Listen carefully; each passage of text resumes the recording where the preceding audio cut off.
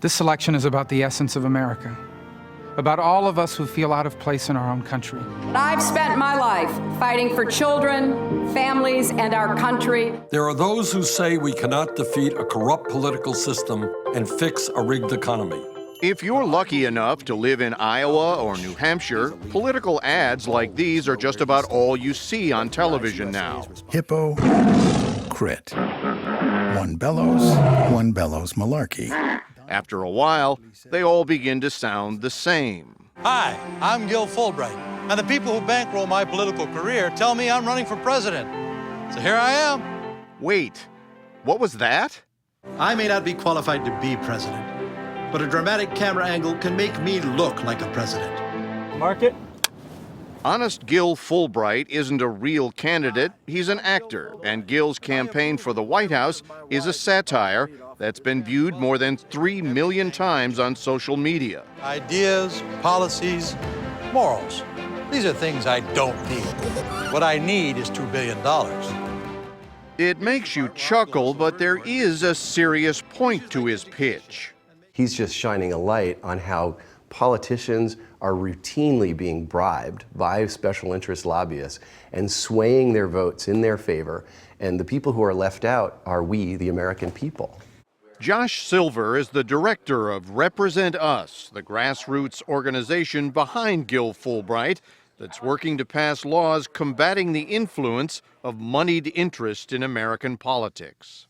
But to be successful, you would need to have these guys in Congress vote against their self-interest, right? Well, that's why we're doing what we're doing. Silver's talking about the strategy to basically end-run Washington and begin by focusing on local government, building a movement from the ground up. We know that Washington is not going to fix this problem anytime soon. They don't fix anything anytime soon these days. The only place that there's a bright light right now is in the cities and states. From its office in Florence, Massachusetts, Represent Us brought together an unlikely alliance.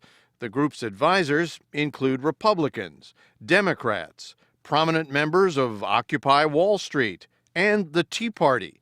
Even disgraced lobbyist Jack Abramoff, who served several years in federal prison after being convicted of conspiracy to bribe members of Congress.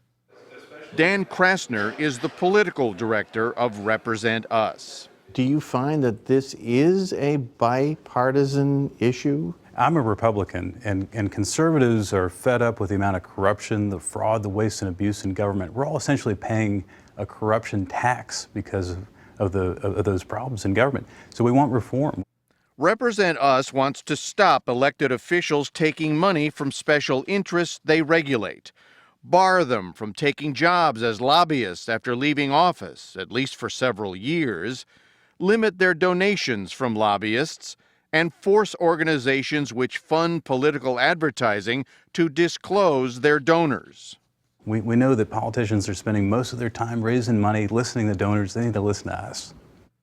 In November, Represent Us backed reforms passed in Maine, Seattle, and San Francisco, and there are plans for more ballot initiatives this year.